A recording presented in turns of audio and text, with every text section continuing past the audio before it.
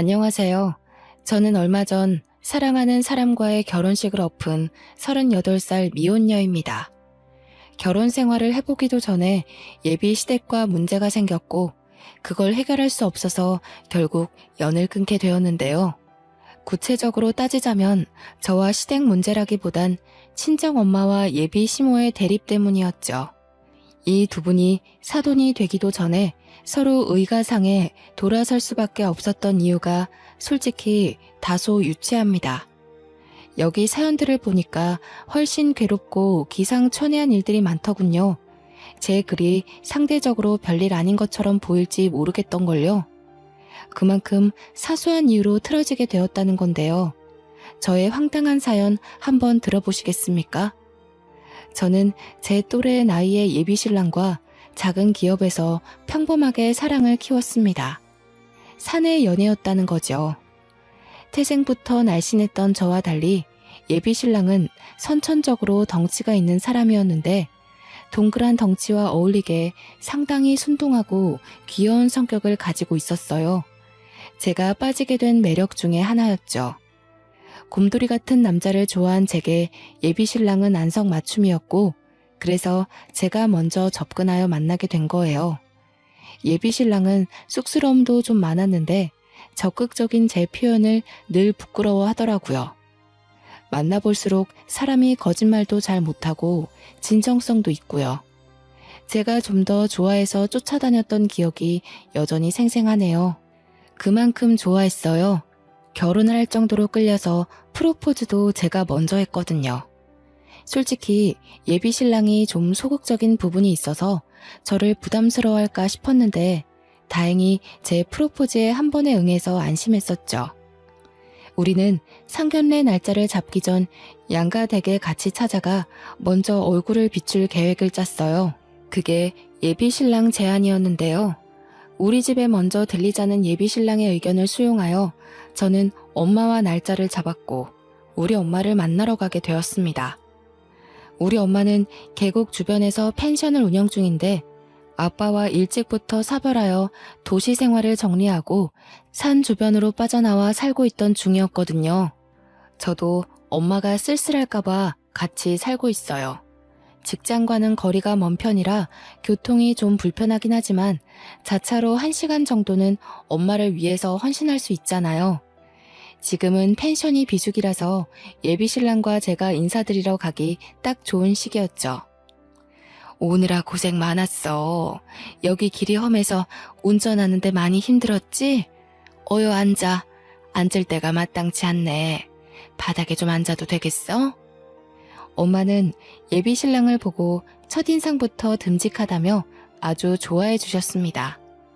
예비신랑도 엄마한테 잘 보이려고 원래 착한 성격을 더 착한 태도로 임하며 엄마 앞에서 바짝 긴장해 있었는데요. 그 모습이 얼마나 또 귀여웠는지 모릅니다.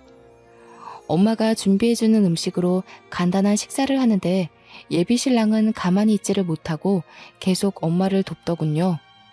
엄마가 가서 앉아 있어도 된다고 했는데도 엄마 뒤를 졸졸 따라다니면서 예쁜 짓을 알아서 잘도 했습니다.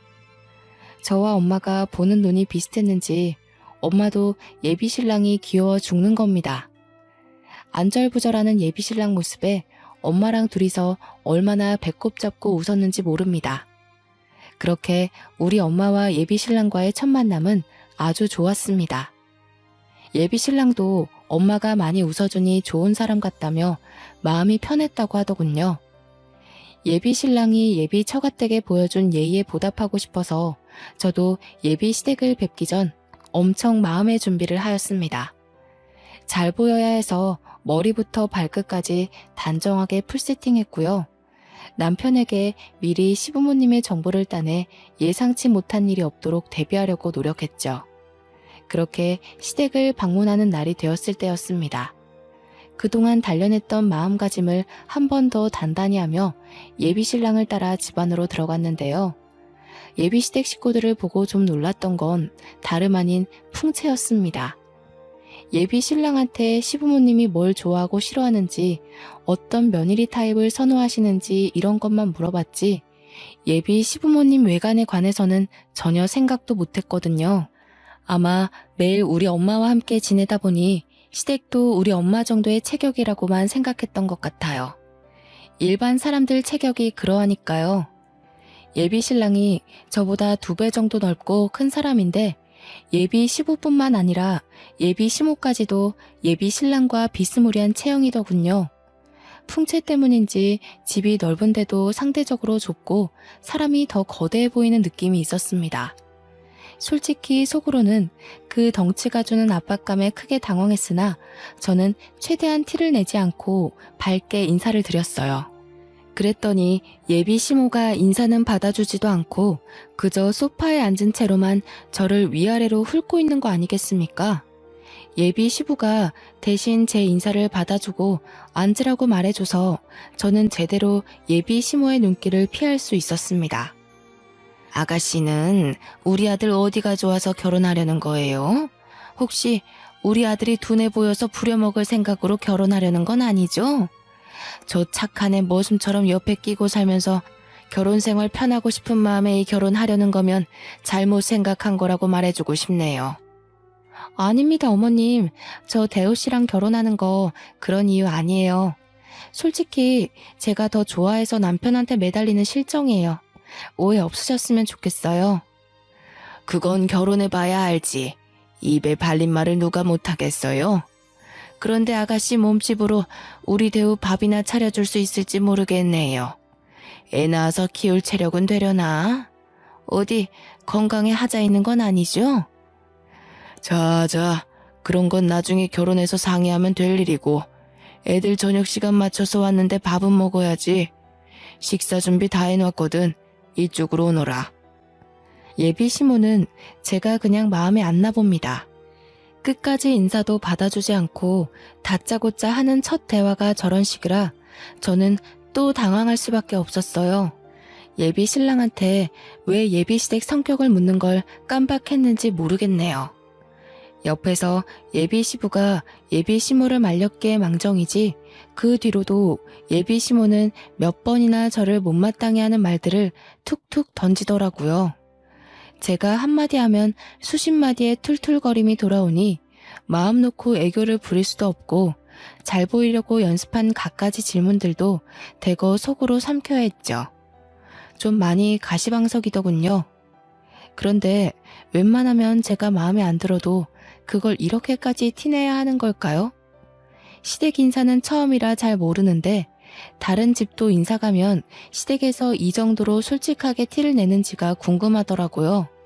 보통은 그 상대가 자리를 비우거나 없으면 뒷담을 하지 않나 싶었어요. 어쨌든 그날의 식사 자리가 아주 힘들었다는 겁니다. 한 3시간 정도 있었던 것 같은데 기가 너무 빨린 채 집을 나왔어요. 그래도 다행인 건 예비 시모의 눈초리에도 제가 정말 많이 애써서 일부러 더 밝고 에너지 있게 그리고 예의 차려서 한결같이 행동했거든요. 그랬더니 예비 시모의 경계가 조금 풀린 게 느껴지더군요. 집을 나서기 전에 작별 인사를 하는데 예비 시모가 운전 조심하라고 인사를 해주길래 그제야 저는 긴장했던 마음이 씻은 듯 내려갔습니다. 본래 성격이 좀 퉁명스러운 편이신 것 같더라고요. 자기 아들의 배우자가 될 사람을 보는 거라서 저렇게 나를 세운 거라고 봐요. 예비 신랑은 그날 저를 집에 데려다 주면서 엄청 사과를 하더라고요. 식사하는 내내 눈치를 보더니 자기 엄마 성격을 말 못해준 게 미안해서 그랬나 봅니다. 그러면서 하는 말이 우리 엄마가 원래 뭐든 좀 부정적으로 생각해. 다 의심하고 불평하고 좀 그래. 미안해. 미리 말해줬어야 했는데. 당황스러웠지? 너무 상처받지는 말았으면 좋겠어. 엄마가 말을 예쁘게 못해서 그렇지. 계속 지내다 보면 자기한테도 시엄마로서 잘할 거야. 괜찮다니까 그러네. 이런 사람들 있으면 저런 사람들도 있는 거지. 나도 직장 생활 해봐서 알잖아. 그런 분들은 자기도 모르게 나오는 행동들이라서 다 이해해. 어머님도 본래 그런 분은 아니신 것 같던데. 우리 나올 때 인사 받아주는 거 못 봤어? 이런 식으로 차근차근 풀어가면 될 거야. 저와 예비 신랑은 끼리끼리 만난다는 말을 많이 들었는데요. 예비 신랑 인품이 순둥한 것처럼 저 또한 배려심 깊고 마음 따뜻하다는 칭찬 많이 들었어요. 이런 제 성품은 온전히 엄마로부터 물려받은 성격이라고 해도 과언이 아닌데, 엄마가 늘상 입버릇처럼 제게 하던 말이기 때문에 이렇게 이해심 깊은 사람으로 자랄 수 있었던 거예요. 니네 아빠가 늘 하는 소리가 있는데 절대 사람을 겉모습 보고 판단하지 말라는 거야. 이런 사람이 있으면 저런 사람이 있고, 이렇게 생긴 마음이 있으면 저렇게 생긴 마음도 있을 수 있는 거지. 내가 이해할 수 없는 사람이라고 해서 그 사람을 나쁘다고 할 수는 없어. 세상에서 제일 나쁜 사람이 어떤 사람인 줄 아니?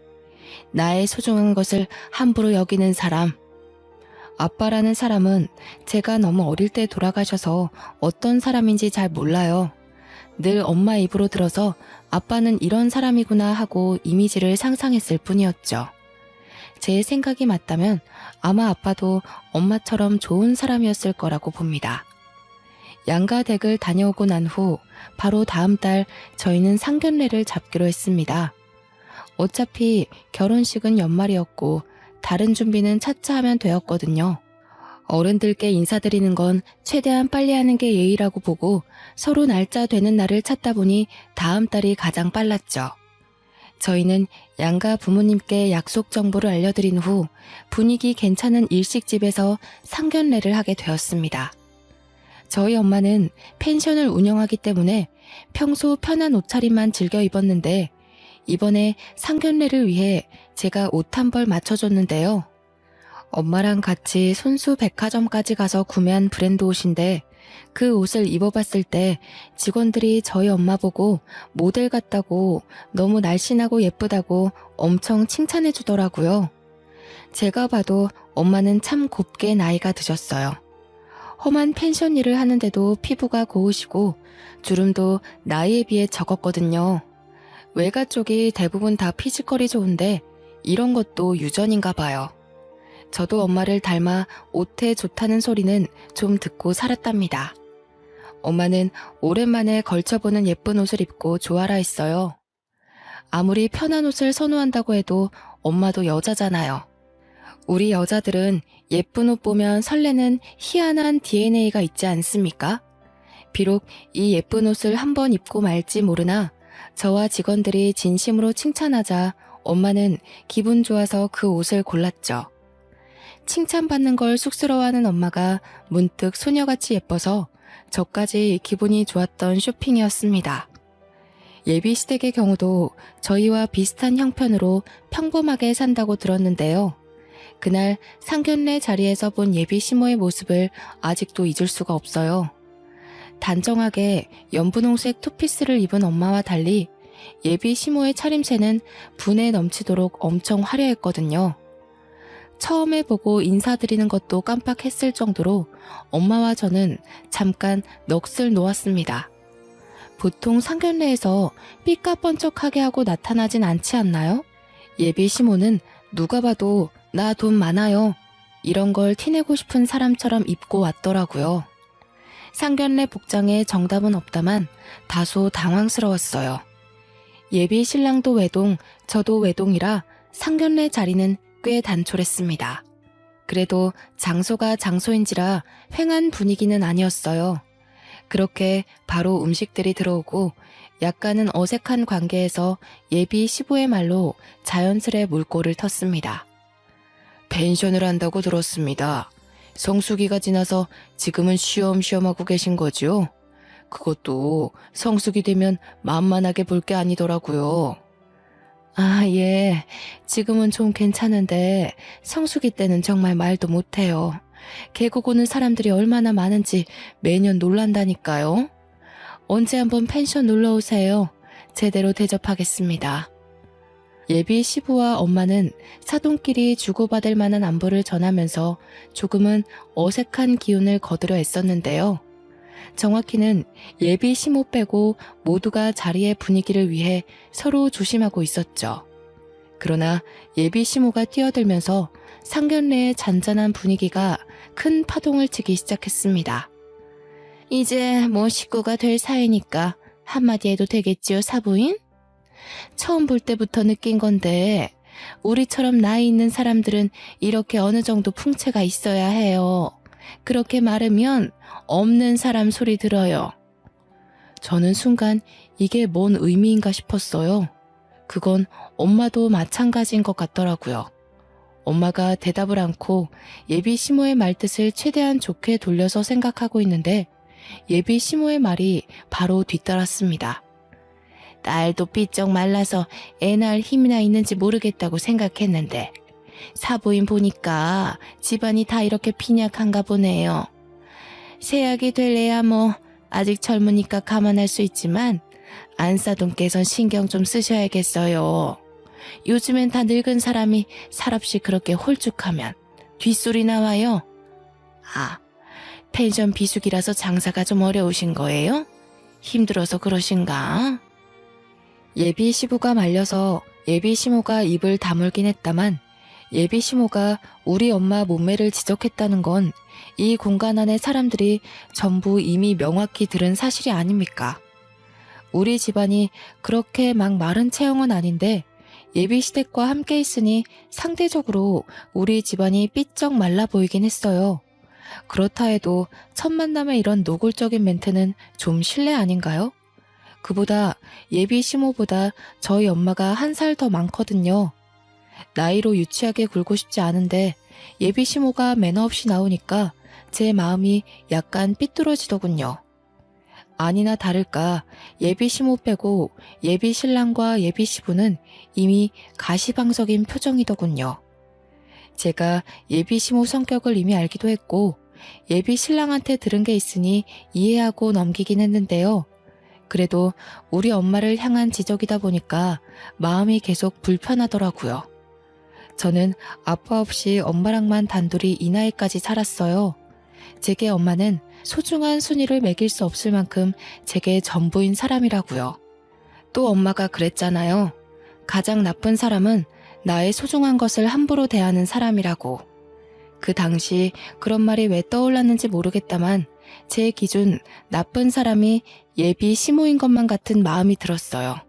그래도 참았습니다. 일단은 엄마가 참고 있기도 했고 이 상황을 불편해하는 예비 시부와 예비 신랑의 입장을 생각해서였죠. 제가 좀 말랐죠? 선천적으로 살이 안 찌는 타입이라서요. 그래도 옷 살 때 직원들이 모델 같다고 칭찬을 해주던걸요. 그런 거 보면 이만해도 다 살아갈 만한 것 같아요. 어머나, 그걸 믿으세요, 사부인? 아이고, 순수하기도 하셔라. 그런 건 다 옷 팔기 위한 상술이죠.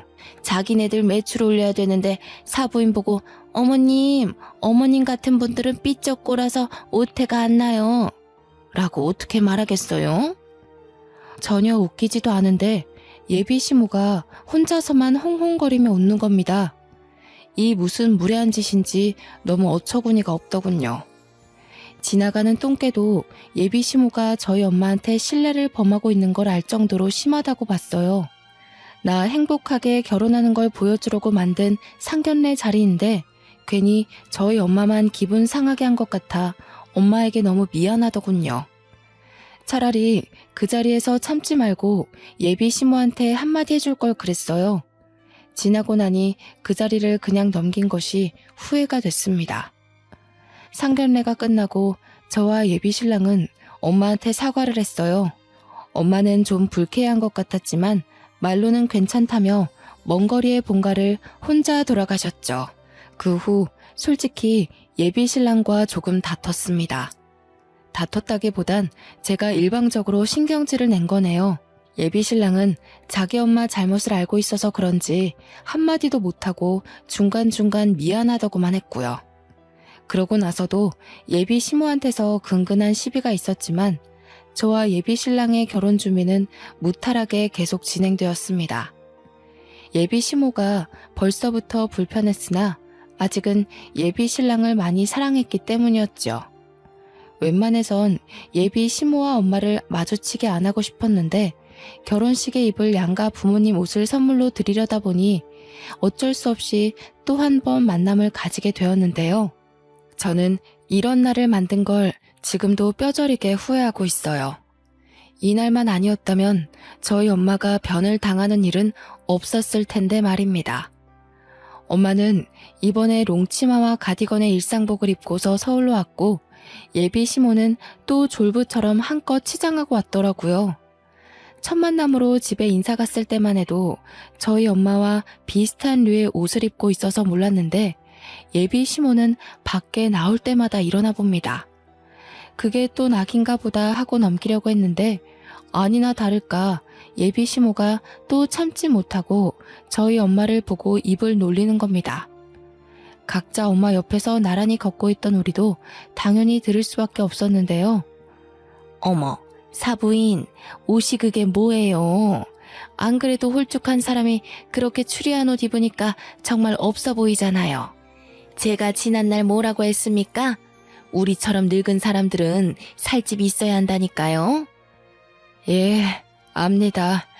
그런데 뭐 보이는 게 중요한가요? 안사돈께서도 아실 거 아니에요?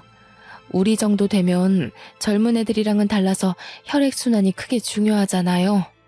몸이 갑갑하면 좀 불편해서 저는 이런 편한 옷이 좋네요. 저희가 목적지에 도착할 때까지 예비 시모는 계속 자신과 우리 엄마를 비교하면서 엄마의 외관을 계속 지적질했습니다. 그걸 듣고만 있는데 한 번씩 화가 나더라고요. 솔직히 예비 시모 몸매가 누구를 지적할 만큼 훌륭하지 않거든요. 자꾸 우리 엄마 보고 말랐다고 뭐라 하는데 예비 시모야말로 그 몸집이면 비만 클리닉에 등록해야 할 정도라고요. 저와 엄마는 일이 커질까봐 참고 있는 거지 절대 예비 시모의 말이 맞아서가 아닌데 예비 시모는 끝을 모르고 자꾸 자기 몸매를 내세우기만 했어요. 왜 자꾸 고나리질을 저희 엄마한테 하는 건지 도통 예비 시모의 의중을 모르겠더군요. 저는 예비 시모 말이 듣기 싫어서 엄마를 데리고 여성 정장을 보러 들어가 버렸습니다. 직원의 안내를 받고 엄마는 옷을 입어보기 시작했는데 예비 시모랑 예비 신랑이 멀찍이서 옷을 둘러보기만 하며 궁시렁대고 있더라고요. 엄마가 피팅룸에 있는 참에 저는 둘에게 다가갔죠. 어머님, 옷 좀 골라보셨어요? 어머님도 하나 골라서 디자인 한번 맞춰보세요. 저쪽에 거울 있거든요. 마음에 드시는 거 몇 개 골라주시면 저희가 봐드릴게요. 안 그래도 말할 참이었는데 요새 누가 이런 걸 입니? 촌스럽게. 이런 거 다 옛날식이야. 어쩜 이렇게 입고 싶은 스타일이 하나도 없을까?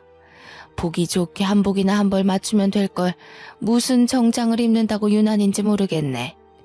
너희 엄마는 정장이 좋다니? 한복을 입어야 삐쩍 마른 몸이 좀 가려질 텐데. 예비 시모야말로 한복으로 몸매를 가리고 싶었던 게 아닐까요? 입고 싶은 스타일이 없는 게 아니라 입을 수 있는 스타일이 없는 거 아닐까요? 저는 알고 있었어요. 예비 시모 사이즈를 맞추려면 어딜 가나 맞춤 정장을 해야 한다는 걸. 어쩔 수 없으니 그렇게 해줄 생각이었는데 예비 시모는 자꾸 다른 데 가보자고 하더라고요. 한복 매장 없냐면서요. 그래도 한 번 더 꼼꼼히 골라보라고 겨우 어르고 달래고 있었는데 마침 저희 엄마가 피팅룸에서 나왔더군요. 직원들이 먼저 보고 난리가 난 바람에 저희도 다 돌아보게 되었어요. 어머님, 완전 모델이세요. 비율 너무 좋으십니다. 어머님 나이에 이런 세련된 감각 소화하기 쉽지 않은데 어쩜 이렇게 오태가 좋으세요?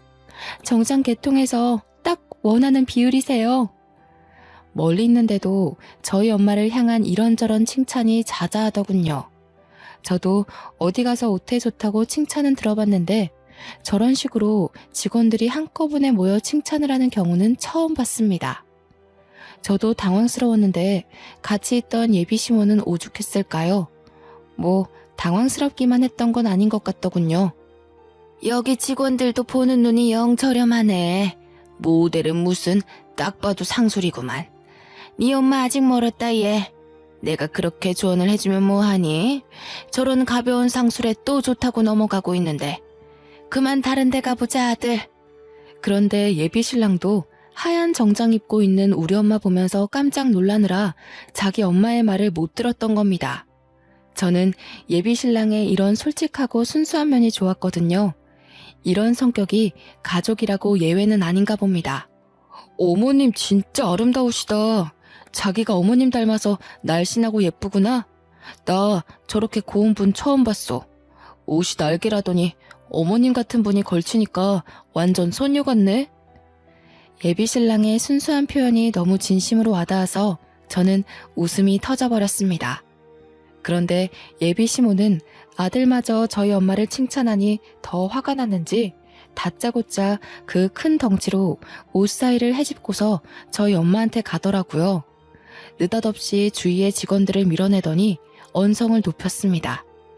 사부인, 나니까 솔직하게 말해주는 건데 정말 빈티나 보이니까 빨리 벗어요. 이렇게 나갔다간 누가 흉 볼까봐 겁나네. 내가 옷 파는 사람들 믿지 말라고 했죠? 얼른 나와요. 한복 보러 가게. 네? 다들 예쁘다고 하는데 왜 그러세요? 안사돈, 저는 이 옷이 너무 마음에 드는데요. 안사돈은 한복으로 하세요. 저는 다른 색상도 몇 개 입어보고 정장으로 할까 싶네요. 못 산다 못 살아. 제가 이런 거 다 상술이라고 했잖아요. 다 큰 어른이 그런 말도 못 거르고 어떻게 살아왔대요? 멀리서 애들이랑 지켜보는데 애들이 차마 말을 못하는 것 같길래 제가 나서서 알려주는 거라고요. 얼른 갈아입고 나와요. 이봐요 안사돈. 적당히 하세요. 차라리 질투가 나면 난다고 얘기를 해요. 안사돈께서 덩치가 크시니까 제 옆에 있을 때 상대적으로 더 거인 같아 보여서 이러시는 거 아닙니까? 저도 사람 볼 줄 아는데요. 부러워도 부럽다고 말 못하는 사람들이 딱 이럽디다. 다 늙은 사람이 유치하게 아직도 이런 걸로 시기를 해요? 뭐라고요? 거인? 무슨 그런 막말을 하시는 거예요? 빈약해서 병자 같은 게 뭐 예쁘다고 제가 부러워하겠어요. 착각도 유분수지. 내 어이가 없어서 정말. 아무리 그래도 우리 이제 2번밖에 안 본 사이인데 무례가 심하네요, 사부인. 제가 하고 싶은 소리네요. 서로 조심해야 할 사이에 왜 이렇게 선없이 구세요? 왜요? 안사돈은 어디 가서 오태 난다는 소리 못 들어봤는데 이런 거 처음 봐서 신기해요? 제발 저까지 유치해지게 만들지 마세요. 어머 본색 드러내는 것 좀 봐. 살집 없어서 쭈글쭈글해질 사람 신기하고 말고 할 게 뭐 있다고. 그리고 제가 언제 선없이 굴었나요? 사부인이 선이 없는 거겠죠. 말이 아다르고 어다르다고 저는 조언을 한 거고 사부인은 저를 모욕한 거지요. 알았어요, 알았어. 확실히 덩치 때문에 목청도 크네. 공공장소니까 직원들 곤란하게 하지 말고 소란 그만 피웁시다. 아가씨, 이 옷 마음에 드네요. 그냥 이걸로 할게요. 엄마가 예비 시모를 무시하며 직원에게로 말을 돌리는데 일이 거기서 멈췄다면 우리 결혼이 말아먹진 않았을까요? 예비 시모는 쪽팔렸던 건지 억울했던 건지 얼굴을 확 붉히면서 자기를 돌아선 엄마의 어깨를 밀어버렸습니다. 말 그대로 말라서 힘이 없던 저희 엄마는 그 큰 덩치가 주는 파워에 못 이겨 휘청하고 엉덩방아를 찢고 말았죠. 제가 봐도 너무 사정없이 넘어가 버린 모양새였죠. 너무 놀랐던 저는 급하게 쫓아갔고 뒤따라온 예비 신랑도 예비 시모를 말렸어요. 저희 엄마는 넘어진 부위가 아픈지 몇 번을 앓다가 얼굴이 빨개져서 이게 뭐 하는 짓이냐고 소리를 질렀는데요. 거기다 대고 예비 시모가 하는 말이 참 기가 막히더군요. 아이고 꽃이네. 그렇게 말라깽이처럼 삐쩍 마르니까 중심도 제대로 못 잡고 넘어지는 거예요. 좀만 더 나이 먹으면 걸어 다닐 수는 있겠어요?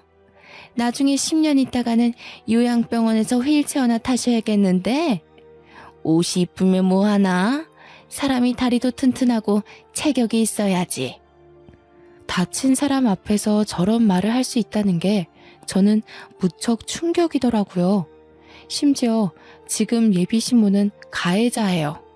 그런데 끝까지 자기 잘못을 자각하지 못하고 엄마를 계속 지적하네요. 직원들도 이런 상황을 처음 봤는지 충격으로 놀라서 말을 잃은 것 같더군요. 모두가 나서서 급하게 저희 엄마를 부축해 주는데 엄마 상태가 생각보다 많이 안 좋아 보였습니다. 평소에 남의 도움받는 걸 마다할 만큼 씩씩한 엄마가 중심을 못 잡고 안 되겠다며 다시 주저앉아 버리더라고요. 꼬리뼈랑 허리가 너무 아프다고 하는데 다리에 힘이 쫙 빠져서 나중에는 앉아있는 것도 못하고 들어 누우셨습니다. 백화점 바닥이 대리석으로 되어 있기도 했고 피팅룸 주변에 낮은 선반들이 많았기에 잘못 부딪히면 골절될 만큼 위험한 환경이긴 했거든요. 저는 너무 놀래서 바로 119를 불렀어요. 그 와중에도 예비 시모는 궁시렁궁시렁 대고 있었는데요. 아이고 사부인, 오바 좀 하지 마세요. 그런 방법으로 나 한번 이겨 먹어보겠다고 그러는 것 같은데 산구석에서만 살아서 잘 모르나 봐요. 그런 것도 다 옛날 식이에요. 좀 그만하세요, 어머님. 사람 다쳤는데 그런 식으로밖에 말씀 못하세요? 어머님 때문에 저희 엄마 다친 거잖아요. 어머님 덩치가 그렇게 사정없이 밀어버리면 세상 어느 사람이 안 다치겠어요? 도무지 참을 수 없어서 저 한마디 했거든요. 예비 시모가 제 버르장머리까지 논하면서 뒷목을 잡더군요. 그때 머지않아 구급대원들 와서 엄마를 살피며 들것에 실었어요. 함께 있던 예비 신랑은 얼굴이 새하얗게 질리더니 지 엄마 등짝을 퍽퍽 때리는 겁니다. 예비 시모도 그때는 조금 큰일인가 싶었는지 구급대원한테 뭐냐고 진짜 다친 거냐고 슬쩍 묻는 겁니다.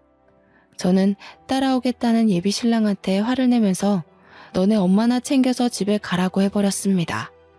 그렇게 근처 대학병원 응급실에 급하게 왔는데요. 엑스레이랑 간단한 검사를 마치고 의사를 대면했는데 의사가 꼬리뼈 골절이라고 하네요. 근육도 놀래서 이완주사랑 함께 약도 처방해주고 통증도 심할 테니 입원하고 누워만 있는 게 좋겠다고 해서 당일 입원 수속도 밟았습니다. 그리고 정신없어서 몰랐는데 엄마 머리까지 혹이 생겼더라고요. 아마 넘어질 때 머리도 부딪힌 것 같았어요. 그래서 추가로 MRI 검사까지 마쳤습니다. 그런데 저희 엄마가 진통제를 맞아도 꼬리뼈를 너무 아파해서 그 부분을 여쭤봤더니 의사는 아무래도 선천적으로 뼈가 약한 분이다 보니 충격에 더 영향을 많이 받았을 거라고 나중에 경과 보고 수술이 필요할 수도 있다고 하지 뭡니까. 저희 엄마 정말 건강하게 지내셨거든요. 혹시 자기가 저한테 짐이라도 될까봐 늘 건강관리를 해오시던 분이었어요. 한 번도 수술대 근처를 갈 일이 없던 게 저희 엄마인데 생판 남이나 마찬가지인 예비 시모 때문에 엄마 건강에 적신호가 생겼다고 하니까 참을 수 없이 화가 나더군요. 주체할 수 없는 분노에 예비 신랑한테 당장 전화했습니다. 우리 엄마 꼬리뼈 골절됐어. 넘어지면서 행거 쪽에 머리 부딪히는 바람에 혹도 생겼다고. 나 더는 못 참겠거든? 우리 엄마 이렇게 만든 사람 심으로 모실 생각 없고 너랑 결혼 안 할 거니까 네 엄마한테 전해. 폭행죄로 고소할 테니까 경찰서 갈 준비하라고. 자기야, 제발 진정해. 내가 잘못했어. 우리 엄마가 그렇게까지 나갈 줄 몰랐는데 미안해. 내가 진작에 막았어야 하는데. 아니, 장모님이랑 뵙기 전에 내가 엄마한테 주의를 줬어야 하는 건데. 다시는 우리 엄마가 장모님한테 아무 소리 못하도록 만들게. 제발 결혼 안 하겠다는 말은 하지 마. 내가 너를 몰라서 하는 소리겠어? 넌 네 엄마한테 꼼짝 못해. 지난번에 보니까 니네 아빠도 니네 엄마한테 꼼짝하시던데? 내가 뭘 믿고 그 집안에서 살겠어. 차라리 나를 다치게 하지. 난 우리 엄마 손대는 사람이랑 더는 상종하고 싶지 않아. 자기 엄마가 그렇게 행동하는 사람인 줄 알면 아들인 자기가 맞거나 남편인 예비 시부가 진작에 바로 잡아놨어야 하는 거 아닌가요? 예비 시모가 대놓고 우리 엄마를 모욕하는 걸 둘 다 지켜보고만 있었잖아요. 이건 착한 걸 떠나서 비굴한 거라고 봐요.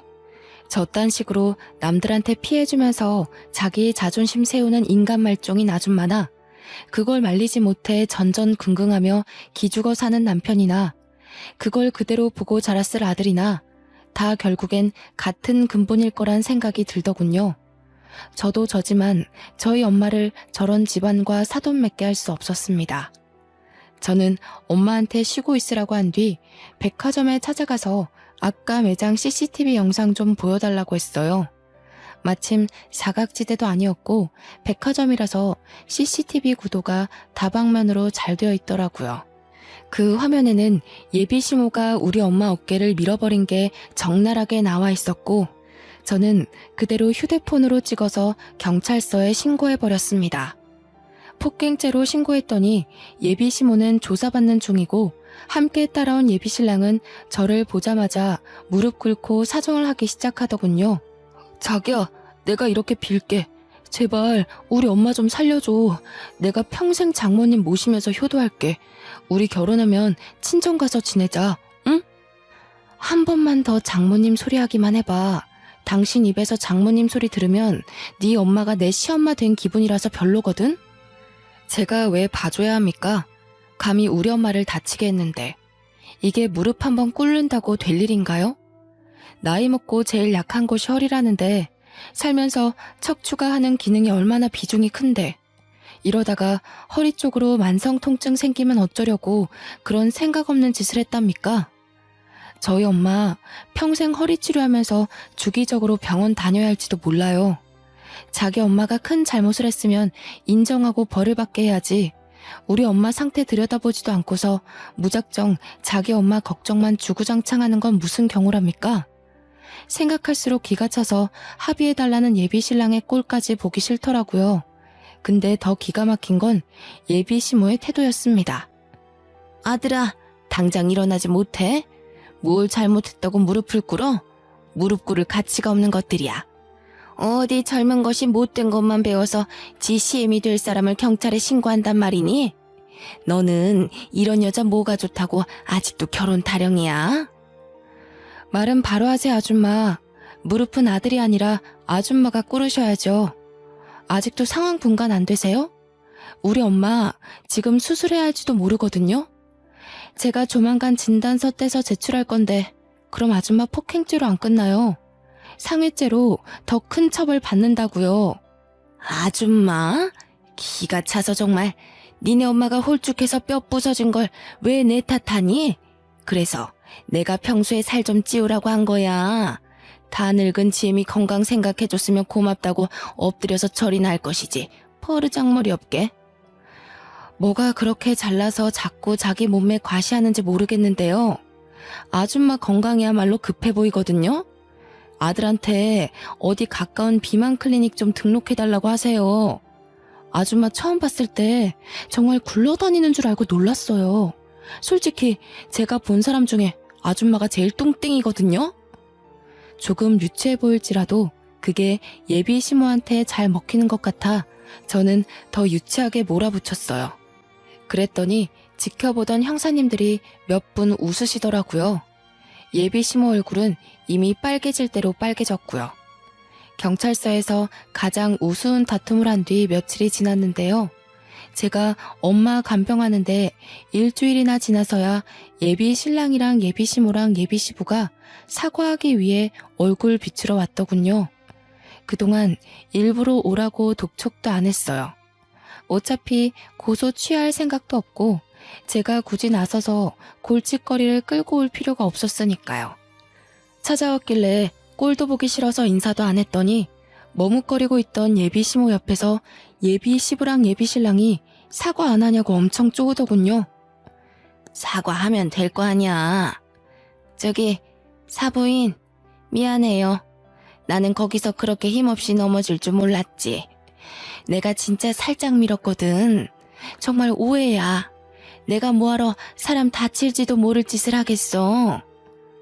저기 아줌마, 지금 변명하러 온 거예요? 아줌마는 잘못할 의도가 없어졌는데 우리 엄마가 넘어지는 바람에 고소당해서 억울하다. 뭐 그런 얘기가 하고 싶은 거예요? 왜 찾아오신 거예요? 어처구니가 없어서 따져드니까 예비 시부랑 예비 신랑은 아무 말도 못하고 있고 예비 시모만 비죽거려가며 미안하다고 우물쭈물 또 사과를 하는 겁니다. 그때 지켜보던 엄마가 한마디 얹었는데요. 반성 좀 하셨어요? 안사돈께서 잘못하신 건 저를 다치게 해서 고소받은 것만이 아니에요. 상대방을 겉으로 판단하고 조언을 가장해 멸시를 한 거, 그럼에도 잘못을 자각 못하고 목소리 높이는 뻔뻔함, 그게 잘못됐다는 거예요. 다시는 어디 가서 그러지 마세요. 아니 근데 삐쩍 꼴아있는 사람만 보면 이렇게 다치기 쉬우니까 살 좀 찌우라고 한 것뿐이에요. 사부인이 너무 말라서 그렇지 살만 좀 있었으면 이 지경까지는 안 다쳤겠지요. 이 말을 듣고 있던 옆 침대 환자들이 혀를 끌끌 차기 시작했습니다. 저희 엄마가 병원 입원한 지 일주일 만에 병실 환자들이랑 친해졌는데 보호자들까지 전부 저희 엄마가 왜 입원했는지 사정을 알고 있거든요. 그년 낯짝 한번 보고 싶다면서 다들 제 일처럼 성내주셨는데 이렇게 낯짝을 보게 된 거죠. 아이고 참네. 아지매요. 뭘 몰라서 그러는데 우리 나이에 아지매처럼 암소만 하면 골병 듭니다. 젊은 것들이야 젊어서 병을 이길 힘이나 있지. 우리같이 늙은 사람들이 그럴 힘이 있겠어요? 오래 살고 싶으면 관리 좀 하소. 아줌마 정도면 고도비만일 텐데 혈압 높지요? 조만간 당뇨라도 생기겠구만. 풍채 좋다는 말은 아줌마 같은 몸을 보고 하는 게 아니에요. 아줌마는 그냥 뭐 뒹글뒹글 굴러다닐 몸이네. 뚱뚱한 게 자랑은 아니지 않나요? 오히려 이쪽 분이 몸에 장근육도 있고 건강하던디. 의사 선생님도 이 짝 보고 평소 운동신경이 있는 덕에 이만한 거라고 하더이다. 어이가 없어서 원. 무슨 운동신경이요? 말라 비틀어진 인형같이 쓰러지더니만 참나 웃겨. 아직 상황 파악이 안 되시나 본데 세 분 다 무릎 꿇고 사정해도 모자라요. 형사 고소 들어갔다면서요? 합의 안 되면 벌금 많이 물 텐데. 치료비까지 물어야 돼요. 돈 없으면 징역살이 할지도 모를 판인데 지금 그렇게 장난식으로 사과할 게 아니에요. 돈도 없는 사람들 같구만. 아줌마, 이 병원 오는데 메이커 덕지덕지 얹고 온 거 보니까 돈 많은 척 보이고 싶었나 본데 우리 아들이랑 며느리가 여기 의사거든요? 요즘 돈 많은 사람들 그렇게 안 입어요. 더 감추지. 병실 내 환자랑 보호자분들이 전부 저와 저희 엄마 편을 들어서 적극적으로 공격을 해주는데 너무 속이 시원하더라고요. 아무 말도 못하고 표정 썩어있는 예비씨 목골이 참 보기 재밌었어요. 더 할 말 없으시면 나가주시겠어요? 여기 환자분들 안정 취해야 되는데 그 큰 덩치로 입구를 막고 있으니까 보기만 해도 영 피로해서요. 이제 법적으로 해결할 일만 남았으니까 볼 필요도 없을 것 같은데 앞으로 찾아오는 일 없도록 해주세요. 아무 말 못한 예비시모는 자존심 무척 상해하면서 먼저 병실을 박차고 나갔습니다. 예비시부랑 예비신랑은 저희한테 미련이 있는 것 같았는데 저는 끝내 돌아보지 않았죠. 저런 아줌마가 제 시모가 되었을 생각만 하면 자다가도 벌떡 일어날 지경이에요. 결혼이란 거 남편 하나 보고 할 수 있다고 생각했는데 역시 결혼은 집안 문제였네요. 그 후로도 저희 엄마는 한 달 넘게 입원 중입니다. 치료비가 점점 늘어나니까 그쪽에서도 안 달랐는지 하루에 한 번씩 전화와서 합의금 점점 높여 부르더라고요. 절대 합의해줄 생각 없어요. 저희 엄마 허리가 하루아침에 일이 망가졌는데 그깟 돈으로 상황 무마시키는 건 말이 안 되니까요. 잘못을 했다면 그 대가가 얼마나 무서운지 느껴봐야 다시는 이런 짓 안 할 거 아닙니까? 진심으로 반성해도 봐줄까 말까인데 돈이면 다 되는 줄 아는 저 신보도 참 마음에 안 드네요.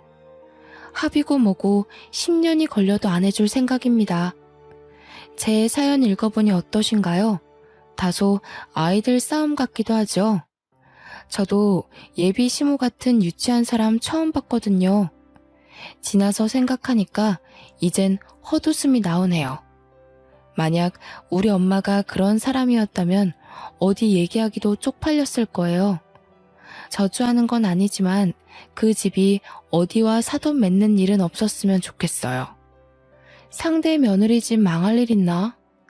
현재는 엄마는 펜션을 잠시 접고 서울에 전세 하나 얻어서 저와 같이 살고 있습니다. 허리 때문에 무리한 일은 잠깐 쉬기로 했거든요. 엄마 허리가 최대한 나을 때까지 제가 잘 보필하며 지내고 있어요.